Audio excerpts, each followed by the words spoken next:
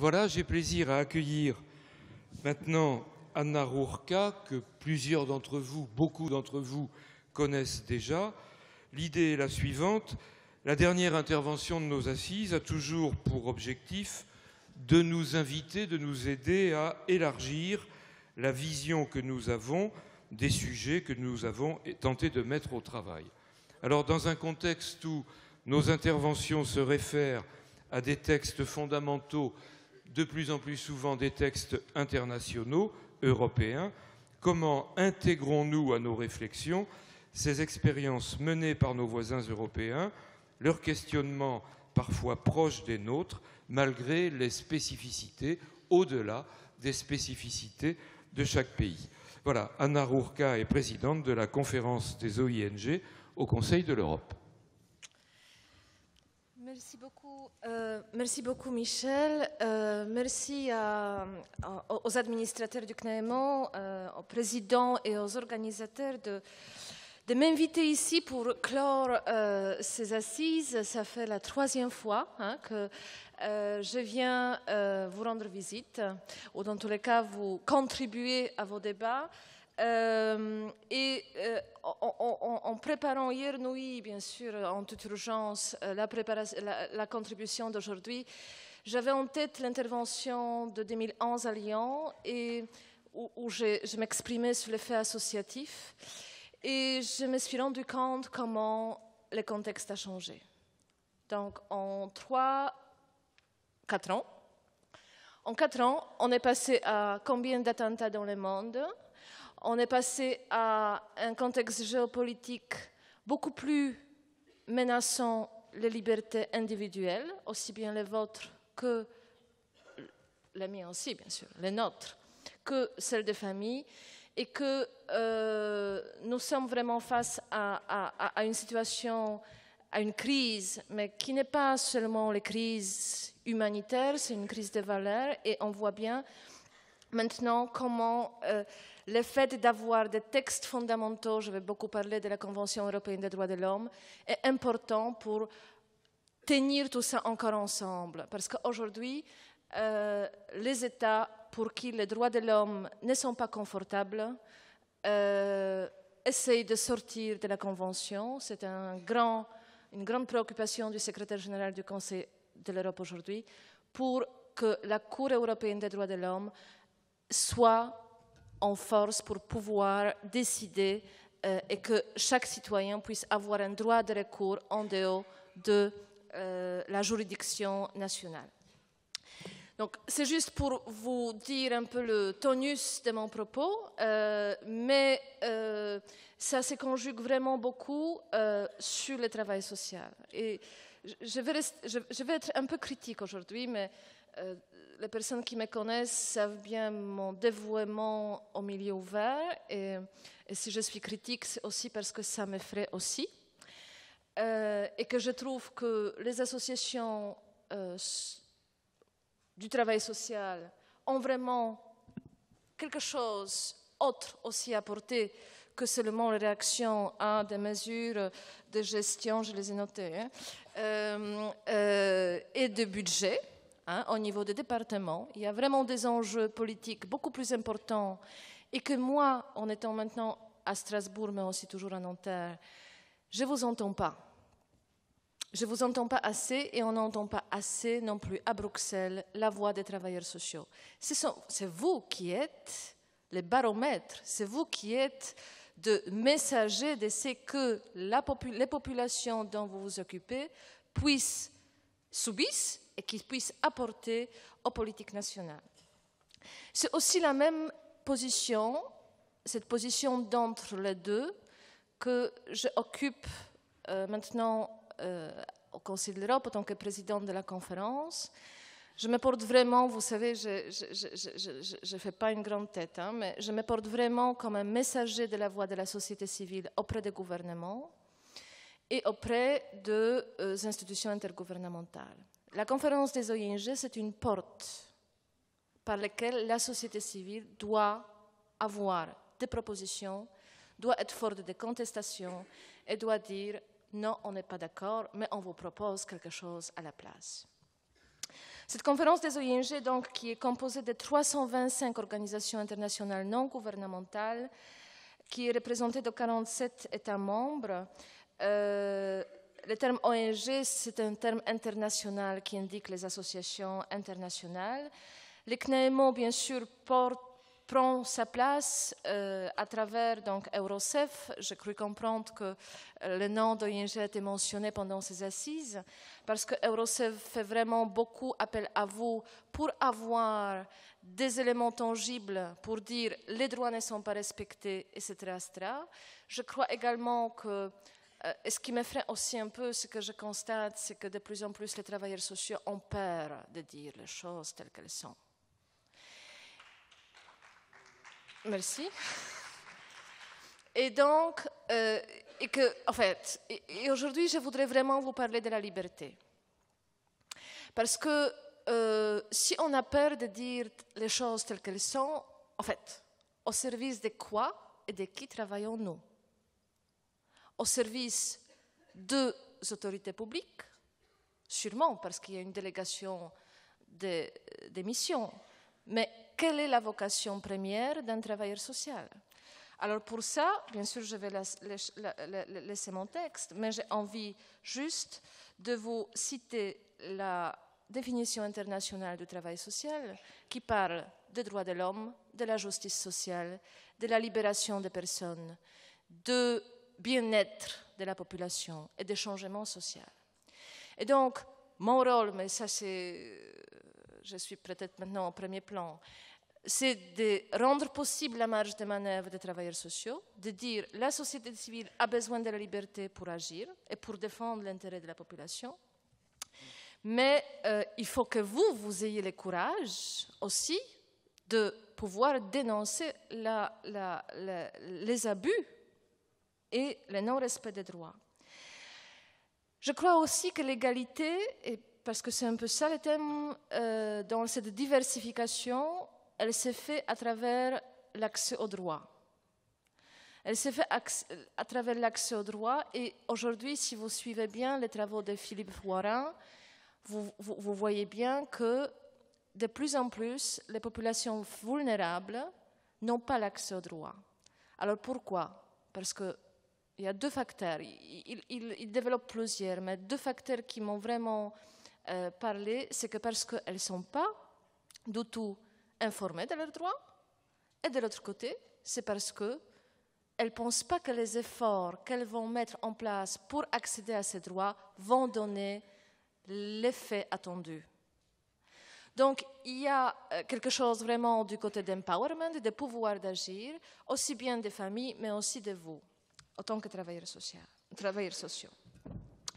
Donc, je suis aujourd'hui aussi là pour vous dire quels sont les instruments dont vous pouvez vous saisir, en toute sécurité. En toute sécurité, parce que c'est un devoir de chacun de nous de dire et d'entrer dans le dialogue avec le gouvernement, je dis entrer en dialogue avec le gouvernement à travers les instruments juridiques qui existent. Bien sûr que la Convention européenne des droits de l'homme et donc la jurisprudence de la Cour est importante. On pense que ça ne nous concerne pas, c'est loin, c'est Strasbourg. Ce n'est pas tout à fait ça. Si vous regardez bien l'article 8 de la Convention qui parle de droit à la vie privée, au respect de la vie privée et familiale. Donc là, quand on regarde bien la jurisprudence, on voit bien qu'elle concerne aussi les placements arbitraires, et les familles gagnent. L'article 6 de la Convention sur les droits au procès équitable. Donc la jurisprudence de la Cour dit bien que dans cet article, on va avoir toutes les situations où les familles n'ont pas l'accès au dossier avant l'audience, les familles gagnent. On a également l'article 3, qui est l'interdiction de la torture, et l'article 4, qui est l'interdiction de l'esclavage et du travail forcé. Ce sont pour moi ces 4 articles qui, et plus bien sûr la discrimination, donc l'article 14, qui sont vraiment le point de référence pour le travail social aujourd'hui. Quand je parle de l'interdiction de la torture, c'est que donc, je vais juste vous donner un exemple. Eurocef a introduit la réclamation collective contre la France pour le traitement des mineurs étrangers non accompagnés. Dans cette réclamation, donc, nous disons que la France ne respecte pas ses engagements sur un certain nombre d'articles. C'est un sujet très chaud, politiquement aussi, au niveau intergouvernemental. Mais nous ne sommes pas là pour dire que, bon, bien sûr, on doit dire que ce n'est pas bon, mais en même temps, on propose un certain nombre de mesures et on voit bien que tout ce que la France a fait au niveau de la législation et au niveau de la mise en place des dispositifs n'est pas effectif. Ce qui est important, c'est de travailler l'effectivité des dispositions et pas seulement les dispositions en tant que telles. Mais pour travailler, pour qu'un gouvernement puisse travailler l'effectivité, il a besoin des gens qui sont à la base. Parce que c'est eux qui savent si c'est effectif ou pas. Donc, s'il n'y a pas ce dialogue-là et des consultations au fur et à mesure de la mise en place des dispositifs, on va aller vraiment du côté de dialogue des sourds, quoi. Donc, cette réclamation, je vais juste vous dire la nouvelle, donc, a été acceptée et le Comité européen des droits sociaux a demandé les défenseurs des droits comme une intervention tierce pour réagir. Et donc, le défenseur des droits, dans son rapport, a confirmé les constats que nous avons. Et quand je lisais les témoignages des jeunes que nous avons recueillis, aussi bien par les collectifs, mais aussi par les travailleurs sociaux, et on a dû, imaginez qu'on a dû mettre en place une procédure d'anonymat pour les travailleurs sociaux parce qu'ils avaient peur de signer les témoignages. Donc, on a dû mettre en place une procédure où le Comité européen des droits sociaux s'engage à ne pas transmettre au gouvernement le nom des gens qui ont signé les témoignages, parce qu'un témoignage, ça doit être signé quand même. Donc, je me dis, mais où on est? Je veux dire que pourquoi aujourd'hui on arrive à ces sentiments de menace? Et donc, quand je lis les témoignages de jeunes, je ne suis pas juriste, hein, ce n'est pas moi qui va juger, mais vraiment certains relèvent de l'article 3 de la Convention de l'interdiction de la torture. Voilà. Donc, quels sont autres traités et conventions qui sont nécessaires que je vous demande aussi de regarder de plus près? Bien sûr, la traite des êtres humains, la convention également sur la prévention et la lutte contre la violence faite aux femmes, et la violence domestique, la convention sur la cybercriminalité, la convention pour la protection des personnes à l'égard du traitement automatisé des données à caractère personnel.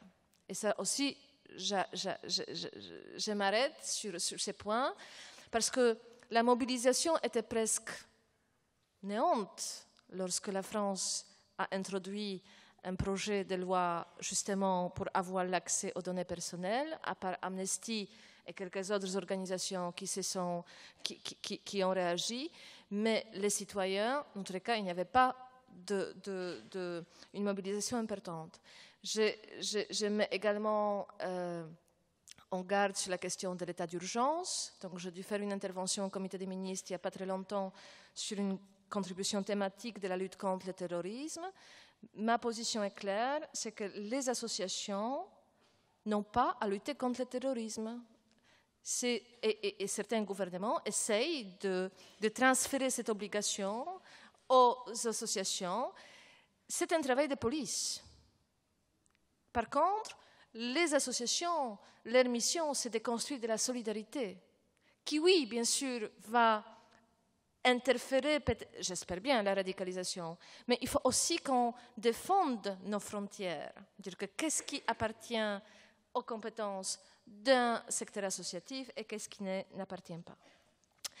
Et donc, je reviens aussi à cette convention pour la protection des personnes à l'égard du traitement automatisé de données à caractère personnel, parce que cette convention parle également des enfants. Les enfants sont détenteurs de droits en matière de protection des données et une attention particulière doit être leur accorder pour donner des moyens d'exercice de ces droits. Ça veut dire qu'en Norvège aujourd'hui, il est interdit de publier une photo d'un enfant sur Facebook parce qu'il n'a pas donné son accord. Hein? Voilà, donc il y a toutes ces questions qui se transposent sur la vie concrète de nous tous. Le Conseil de l'Europe a trois axes d'action, on va dire. Tout d'abord, la question d'élaboration des normes. D'accord? Donc, je pense que le Conseil de l'Europe a dû construire, je ne sais pas, les normes dans 80, je crois, ou plus champs d'action. Ensuite, à partir du moment où les normes sont élaborées, les comités vont mettre en place des programmes d'assistance au gouvernement pour mettre en place ces normes dans les pays. Les normes sont bien sûr véhiculées par les conventions. Si un État s'engage à ratifier une convention, est obligé également de transposer cette convention sur les lois nationales. Toutes les conventions que je vous ai citées, et je citerai encore celle que personne ne connaît, mais qui est très importante, c'est la Convention du Conseil de l'Europe sur la protection des enfants contre l'exploitation et l'abus sexuel. Je sais que vous êtes concernés parce que j'ai travaillé avec certains éléments spécifiques qui sont là aussi sur cette question. Toutes ces conventions sont transposées sur la loi nationale en France parce que la France a une position qu'elle ratifie tout. C'est très courageux, hein, mais du coup, elle se fait taper sur les doigts très souvent. Alors, donc, ce qu'on peut encore dire par rapport à la France, c'est que la France, quand elle transpose des lois, elle le fait d'une manière très obscure. C'est-à-dire qu'on n'arrive pas à trouver des dispositions séparées, mais tout ça, c'est toujours sur une seule loi. Hein, vous avez 5 conventions avec les différentes dispositions, et du coup, le public n'a pas du tout la lisibilité. Mais ça c'est une critique que j'ai faite la dernière fois à l'ambassadrice de la France. Alors, donc, le Conseil de l'Europe élabore les normes, met des programmes d'assistance aussi pour le développement de la société civile et ensuite fait du monitoring de l'application de la norme. Et dans ces 3 volets, et notamment sur cette question de monitoring, vous avez un rôle crucial à jouer. Parce que c'est là où je dis dénonçons ce qui ne va pas, d'accord? Et que lorsque vous accompagnez un groupe de personnes, alors j'imagine par exemple les Roms ou je ne sais pas, même les personnes handicapées, où vous vous rendez compte qu'il y a une loi, il y a une convention, hein, et que ces droits qui sont garantis ne sont pas respectés. La première chose, ce serait de contacter une organisation internationale qui peut vous aider à accompagner ces personnes dans pour établir ces droits. Et je vous assure, c'est possible. Donc, ça, c'est les principaux axes. Ensuite, vous savez bien également que la différence, en fait, je pense qu'à chaque assise maintenant, il y a quelqu'un du Conseil qui intervient. Donc, je me dis, vous connaissez le Conseil de l'Europe par cœur, vous connaissez également la différence entre le Conseil et l'Union européenne. Le Conseil de l'Europe, donc 47 États membres, a une autre vision, en fait, vraiment une approche des droits de l'homme et une autre approche aussi idéologique pour agir, même si, bien sûr, avec l'Union européenne, il y a un partenariat fort sur un certain nombre de choses. Le Conseil de l'Europe travaille beaucoup sur la question de la désinstitutionnalisation. On a, au sein des 47 États membres, des pays comme la Moldavie, la Bulgarie ou autres, qui sont vraiment à la première phase de la désinstitutionnalisation. C'est-à-dire qu'ils sont vraiment dans la transformation des grandes institutions en petites unités d'accueil. De l'autre côté, on a des pays comme la Norvège, Finlande, les pays du Nord, qui sont beaucoup avancés sur la question de l'individuation des droits et des enfants notamment, et sur les mesures individualisées. et du coup, vraiment sur une approche très familiale et pas du tout institutionnelle. Donc tout ça, ça se mélange au Conseil de l'Europe. Et quand vous avez un comité intergouvernemental qui travaille sur une convention, il y a vraiment cet échange de pratiques et c'est assez intéressant aussi comment les experts gouvernementaux se parlent. Et bien sûr que la société civile est également présente. Donc, il y a ces pays qui sont sur cette première phase. Il y a des pays qui sont, on va dire, en deuxième phase de la désinstitutionnalisation. Et là, je vais dire que c'est plutôt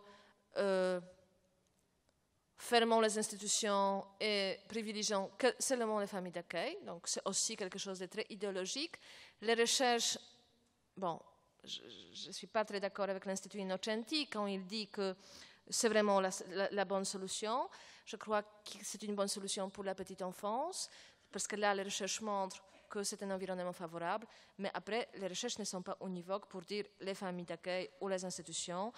Et je crois que la position du CNEMO à un moment donné sur la désinstitutionnalisation par rapport aux familles personnes handicapées était assez juste pour dire qu'il faut diversifier les prises en charge par rapport à les besoins. Et donc, il y a également le troisième niveau de la désinstitutionnalisation, que c'est moi qui appelle comme ça, qui va vraiment privilégier, comment dire, des situations où on n'aura plus besoin des travailleurs sociaux, quoi. En tout cas, on va essayer de dire que les familles, et là, où les enfants peuvent payer par leur propre... En fait, on va leur transférer de l'argent pour qu'ils payent les services, et aussi les services lucratifs. Et ça, ce qu'on appelle les mesures de paiement direct, ça marche d'enfer aux Pays-Bas notamment, et dans d'autres pays, où la famille va avoir un budget, une enveloppe pour résoudre les soucis qu'elle a, et elle va aller chercher les experts. C'est une solution qui a un très très fort lobby au niveau de l'Union européenne, notamment dans les champs de handicap, où on dit que c'est une question d'empowerment, de pouvoir d'agir de la personne, de pouvoir choisir son prestataire. Je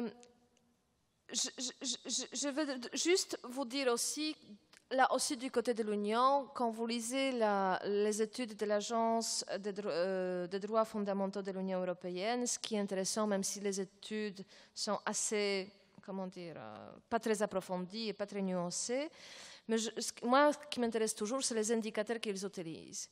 Alors, les indicateurs qu'ils utilisent dans les études comparatives, notamment en ce qui concerne la protection de l'enfance, c'est dans l'étude qui compare le système, c'est la responsabilité décentralisée en matière de la protection de l'enfance. Et là, on voit bien une tendance décentralisante jusqu'aux mêmes collectivités de type commune, municipalité.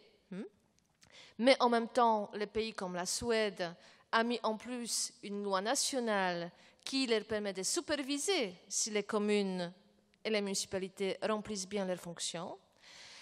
La question de l'obligation de signalement de l'enfance en danger, ça ne fait pas l'unanimité au niveau de l'Europe. Il y a des pays qui refusent d'avoir une obligation de signalement. Certains disent que c'est seulement certains types de professionnels qui vont avoir cette obligation et certains refusent totalement. Et c'est notamment une bataille de la Belgique toujours dans les comités d'experts. Ensuite, un autre indicateur, c'est la disposition qu'un État a mis en place pour que l'enfant soit entendu lors des décisions de placement. C'est quelque chose aussi assez intéressant. Le placement volontaire est prescrit. Et ensuite, oui, je crois que c'est les 4 qui sont vraiment intéressants. Je ne vais pas vraiment vous faire un topo là-dessus. Je ne sais pas combien de temps j'ai.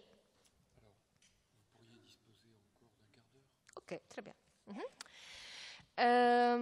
Et donc, ce qu'il faut aussi dire, c'est qu'on a 2 courants de pensée, aussi bien au niveau des États que au niveau de la société civile au sein de la conférence.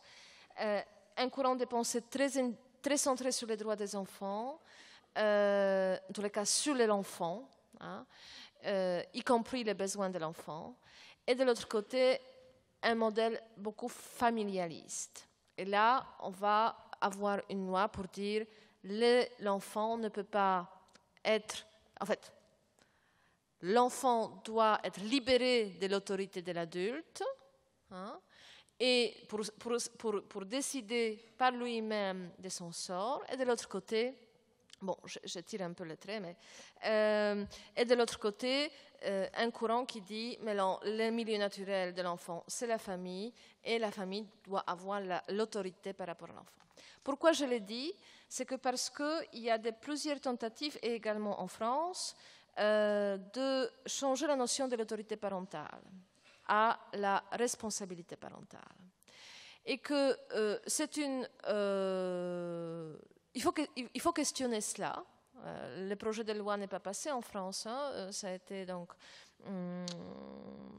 en consultation dans les différents, je pense que au niveau de l'Assemblée parlementaire, mais ça n'a pas été adopté.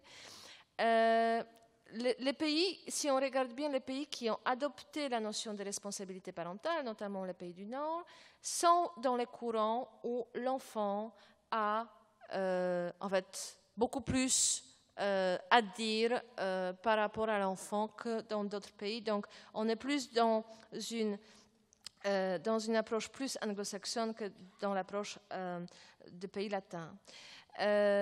La responsabilité de l'autorité. L'autorité, c'est quelque chose... Si j'ai l'autorité, ça veut dire que j'ai le droit d'influencer le devenir de mon enfant. Si j'ai la responsabilité, je suis juste responsable de ce qui va devenir. Mais l'influence, on est moindre. Vous voyez? Et on est vraiment dans ce courant de pensée. C'est pour ça que je pense que c'est vraiment... Ce sont des enjeux sociopolitiques qui descendent au niveau de vos services. Et parfois, moi, ça résonne beaucoup quand je rencontre les services, les travailleurs sociaux qui me disent « Non, non, nous, on travaille vraiment dans l'intérêt de l'enfant. » OK, mais les parents, on en fait quoi? Hein?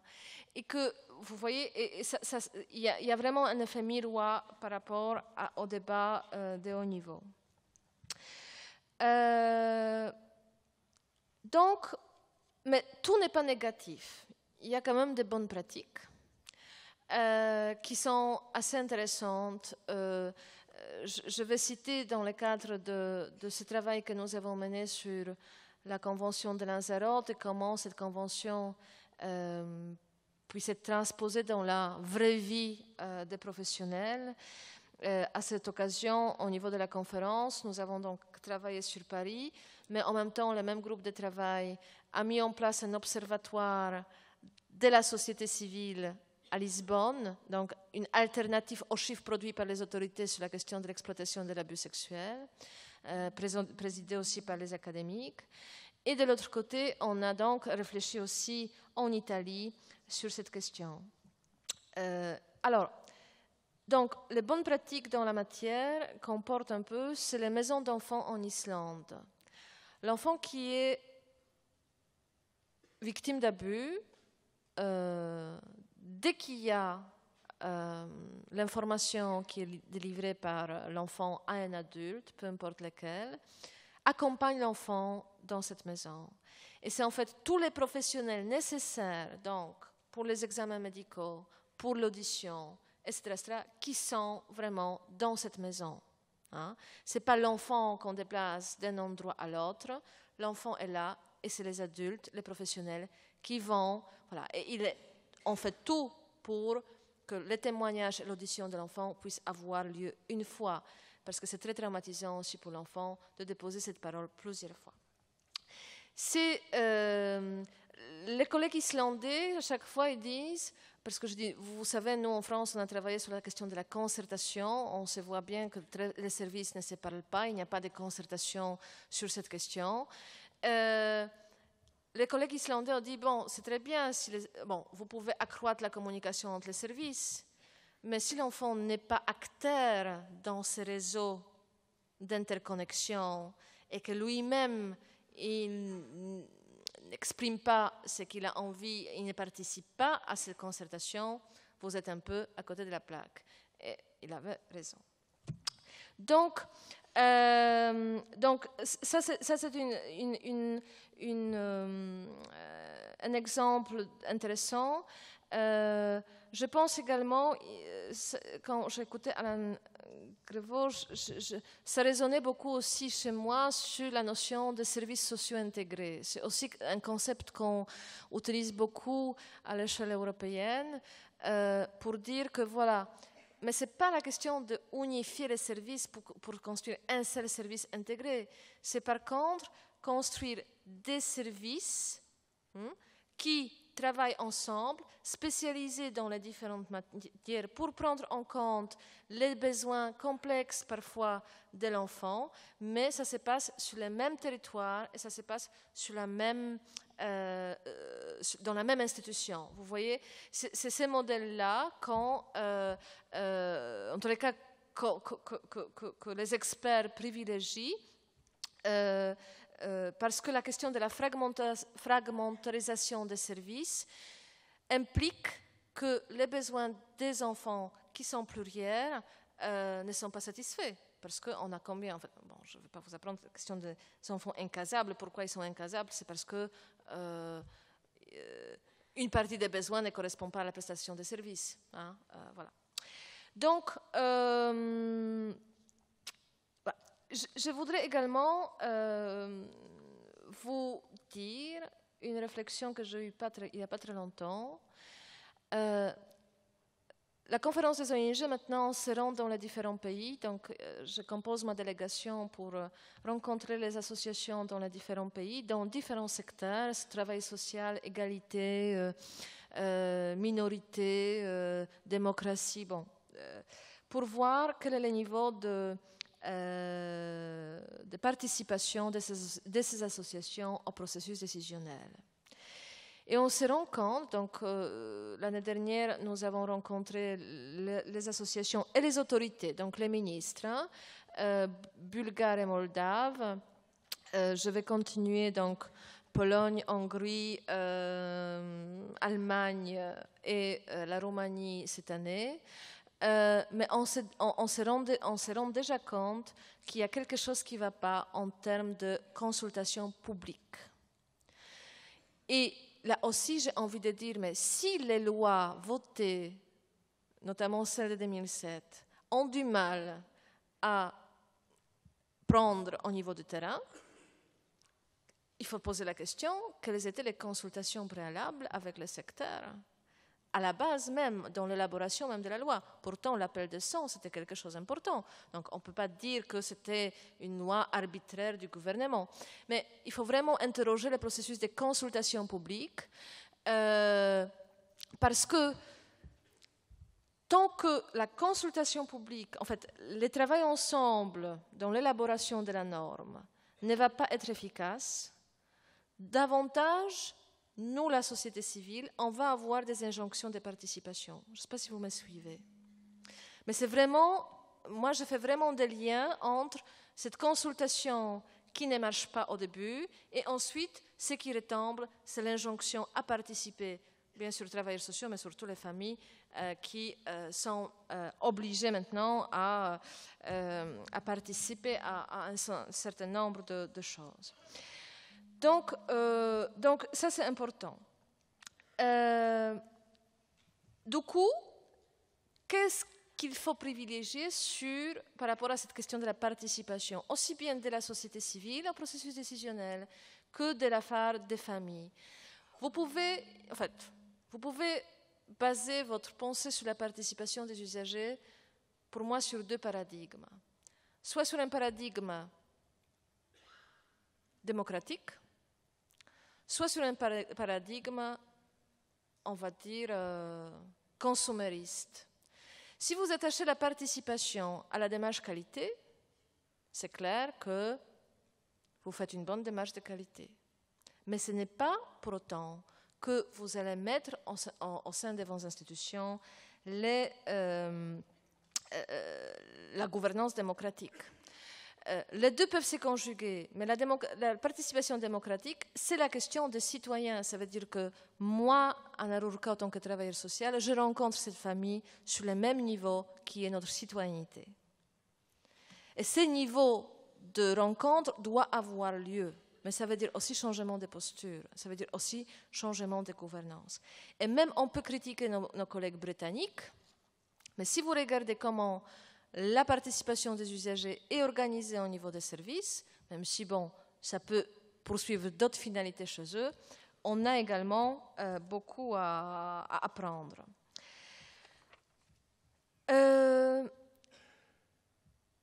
Donc, juste pour finir, j'ai envie de dire deux choses. J'ai envie de souligner que le travail social ne peut pas se passer des droits de l'homme.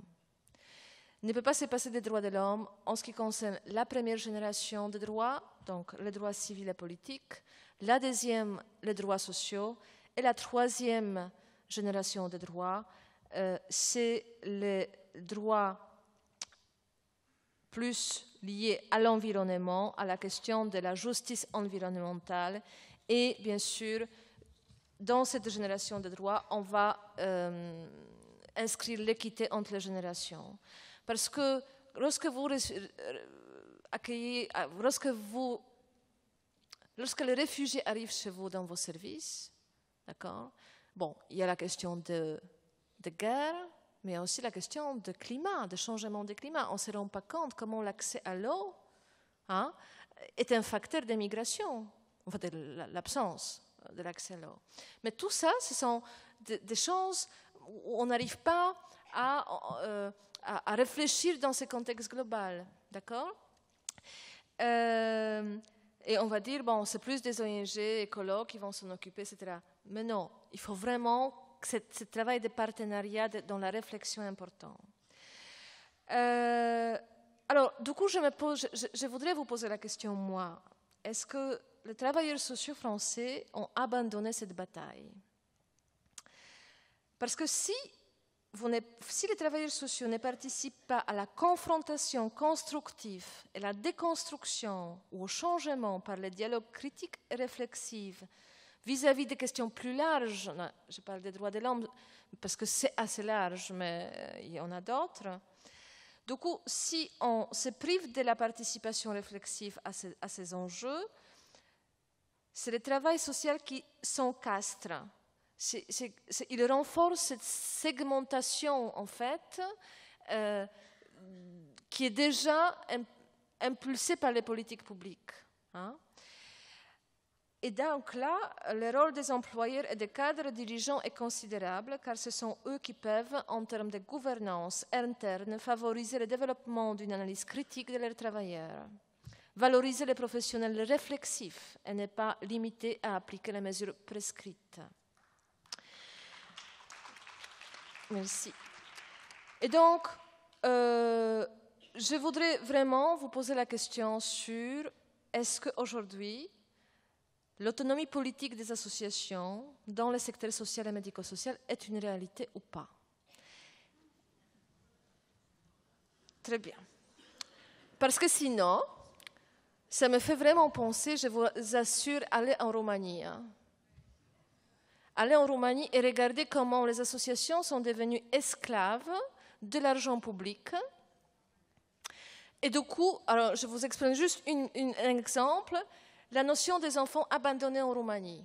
Les enfants des enfants abandonnés n'est pas du tout définie par la loi. Et donc, moi je disais, pourquoi vous ne travaillez pas avec les magistrats, avec les ministères de la Justice pour réfléchir ensemble, etc. Mais il dit, mais si on essaie d'avoir des actions de plaidoyer, on va nous couper notre budget. Voilà. Donc,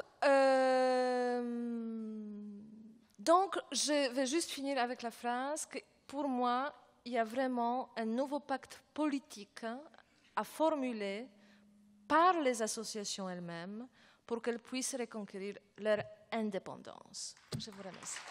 Merci. Merci beaucoup. Merci.